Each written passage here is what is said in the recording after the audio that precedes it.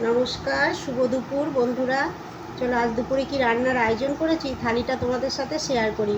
প্রথমে নিয়েছি গন্ধরাজ লেবু, একটা কাঁচা লঙ্কা, তারপরে আছে উচ্ছে সেদ্ধ, আর আছে দুটো পটল ভাজা,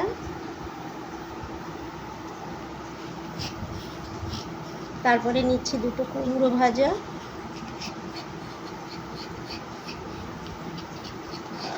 দুটো বেগুন ভাজা, আর একটা নিলাম বড়ি ভাজা।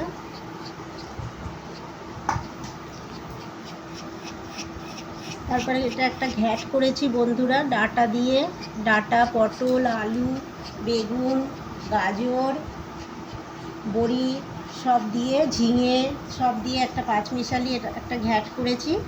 আর করেছি কুলেখাড়া পাতা দিয়ে ডাল।